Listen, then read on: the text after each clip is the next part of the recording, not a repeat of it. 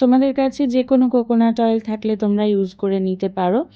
তবে আগে তোমরা শেষ পর্যন্ত দেখো যে কোনো কাজ হয় কি না, কারণ এটা কিন্তু একদমই আমার নিজস্ব বানানো রেমেডি নয়, এটা ইউটিউব থেকে দেখেই আমি বানাচ্ছি। তো সেই জন্য তোমরা আগে পুরোটা দেখো, তারপর ট্রাই করো।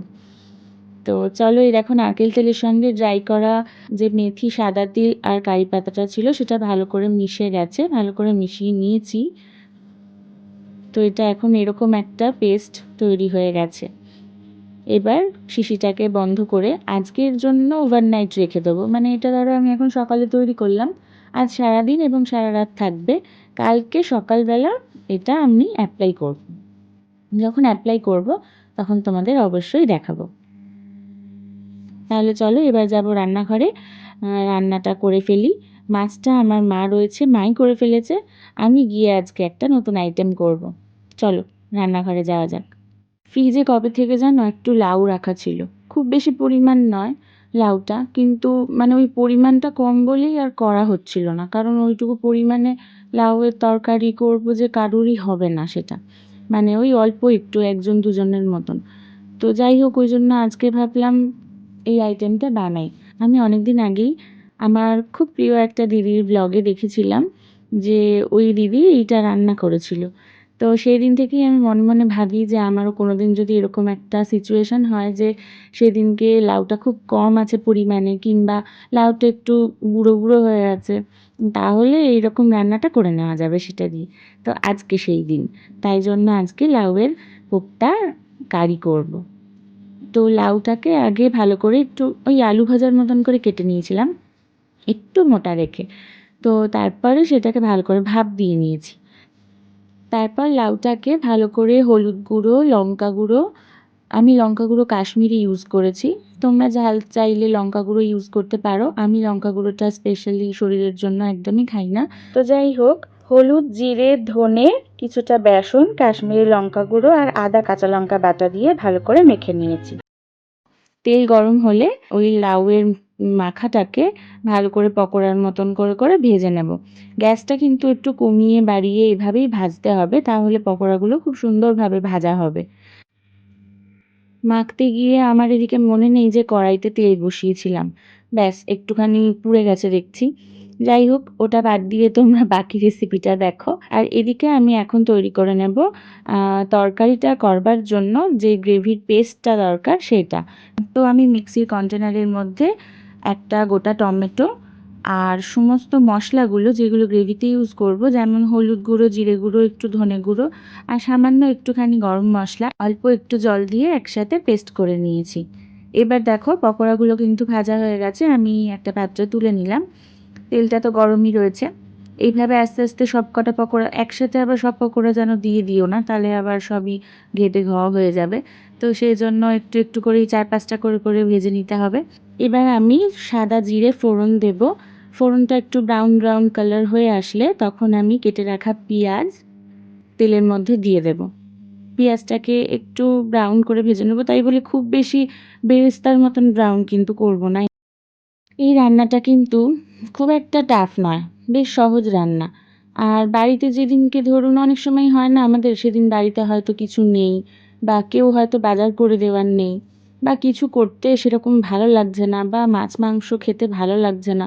রোজ দিন তো একঘেয়ে ভালোও লাগে না মাছ মাংস ডিম খেতে, আমার তো লাগে না সত্যি বলতে, আমার ভেজ খেতে ভালো লাগে। যাই হোক, এটা যদিও ভেজ নয় কিন্তু খেতে এটা আশা করি খুব টেস্টি হবে। তো যেভাবে বানানো হচ্ছে তাতে টেস্টি হওয়ারই কথা। তো সেই জন্য সেদিনগুলোতে কিন্তু এই রান্নাটা করা যেতে পারে।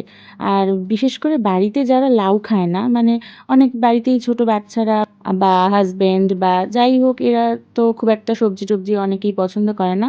তো তাদের জন্য কিন্তু, তাদের যদি এটা না বলা হয় যে এটা লাউয়ের কোপ্তা, তারা কিন্তু একদমই বুঝতে পারবে না এটা খেতে এতটাই টেস্টি হয়, একদম বোঝা যায় না। পেঁয়াজটা ভালো করে ভাজা হয়ে গেলে মশলাটা দিয়ে দিয়েছি, আর তার সাথে কিন্তু আদা আর কাঁচা লঙ্কা বাটাও আমি দিয়ে দিয়েছি। এবার মশলা ধোয়া জলটা একটু একটু করে দিয়ে এটা ভালো করে কষিয়ে নেব। তারপর যখন তেলটা ছেড়ে আসবে, তারপর অল্প করে জল দিয়ে এই 2 মিনিট মতন ফুটিয়ে নিয়ে তারপরে দিয়ে দেব পকোড়াগুলো।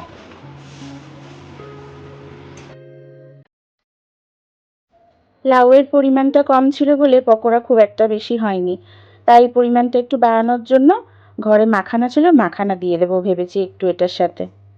একসাথে ওই গ্রেভিটার সাথে মিশে মাখানার মধ্যে গ্রেভির জুসটা ঢুকে যাবে, খুব ভালো লাগবে খেতে। দিয়ে তো দেখি। আমি কিন্তু এই মাখানাটা অ্যামাজন থেকেই আনিয়েছি অনলাইনে, মার্কেট প্রিমিয়াম কোয়ালিটির ফুল মাখানা। তোমরাও অনলাইনে এটা আনিয়ে নিতে পারো। এবার আমি পরিমাণ মতন জল দিয়ে দেবো, তারপর গ্যাসের আঁচটা একদম কমিয়ে কিছুক্ষণের জন্য ঢাকা দিয়ে দেবো। আর ওপর থেকে একটু ধনেপাতা, চাইলে একটু কাসুরি মেথিও দেওয়া যেতে পারে।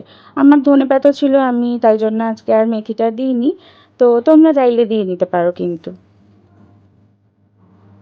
আমার রান্নাটা কিন্তু কমপ্লিট হয়ে গেছে, গ্যাসটা আমি অফ করে দিলাম। আর খেতে কিন্তু ভীষণই স্বাদ হয়েছে। ও হ্যাঁ, আমি কিন্তু একটু মিষ্টি দিয়েছি স্বাদ হওয়ার জন্য। তোমরা যারা মিষ্টি খাও না তারা অ্যাভয়েড করবে, তবে এই আইটেমটাতে একটু মিষ্টি না দিলে স্বাদটা ঠিক মতন আসবে না। তাই যারা চিনি খাও না তারা একটু বাতাসা দিয়ে নিতে পারো। তো চলো, তরকারিটা আমি নামিয়ে ফেলি এবার। এবার রিভুকে স্নান টান করাই, তারপরে ভাত খেতে বসবো। আর এই তরকারিটা কিন্তু আমি রেখে দেবো রাত্রের জন্য, আজকে ডিনারে রুটি দিয়ে এই আইটেমটা আমরা খাবো। এটা কিন্তু ভাত দিয়েও খুব ভালো লাগবে খেতে, যারা ভাত দিয়ে চাও তারা খেতেই পারো, তবে আমরা আজকে এটা রুটি দিয়েই খাবো। মা, আমি একটা কোপ্তা দাও না। তুমি খাবে? দাঁড়াও দিচ্ছি। এখন একটা খাও, আবার পরে রাত্রিবেলা রুটি দিয়ে বেশি করে খেও।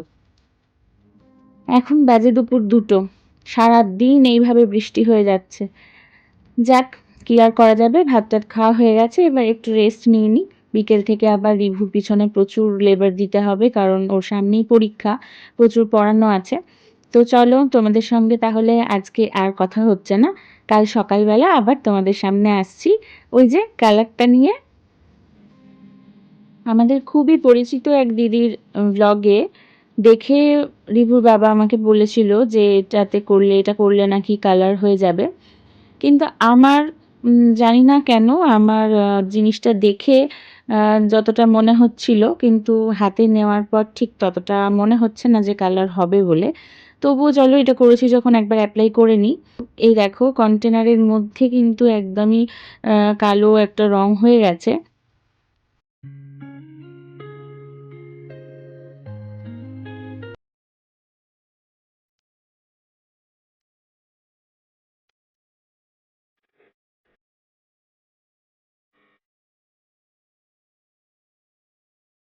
এই দেখো, এখানে কিন্তু বেশ কয়েকটাই গ্রে হেয়ার আছে, আর সেখানে আমি হাতে করে এই জিনিসটা, যেটা পেস্টটা তৈরি হয়েছে, সেটা ভালো করে আমি অ্যাপ্লাই করে দিচ্ছি। এবং এটা অ্যাপ্লাই করার পরে 1 ঘন্টা রাখার কথা উনি বলেছেন, তো আমি ভেবেছি 2 ঘন্টা রাখবো, মানে যদি ভালো কিছু রেজাল্ট পাওয়া যায় আর কি। তাহলে চলো এবার ভালোভাবে অ্যাপ্লাই করে দিই জিনিসটা।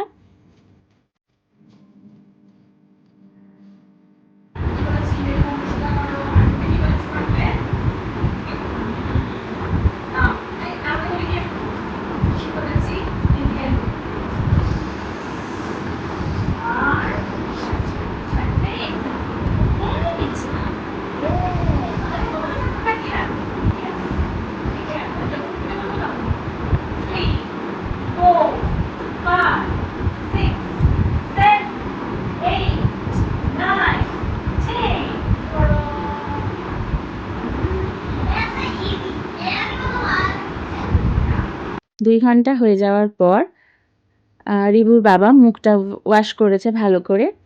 তবে আমি একদমই স্যাটিসফাইড নই, এবং আমি তোমাদের সবাইকে বারণ করব যে শুধু শুধু কষ্ট করে এটা করার কোনো প্রয়োজন নেই, কারণ এতে কোনো ফলই পাওয়া যায়নি। আমি তো ভিডিও দেখে করে ফেলেছি, তো আমি এটা এক্সপেরিমেন্টে একদম ফেল হয়ে গেছি পুরো। যাই হোক, এখন বিকেলবেলা, এখন তো রিভু আর রিভুর মাম্মাম মিলে একটু যোগা করছে বাড়িতেই। তাহলে চলো, আজকের মতন এখানেই শেষ করছি। আজকের ভিডিওটা তোমাদের কেমন লাগলো কমেন্ট করে অবশ্যই জানিও। দেখা হচ্ছে পরের কোনো একটা ব্লগে। ততক্ষণ অবধি সবাই খুব ভালো থেকো আর আমার পাশে থেকো।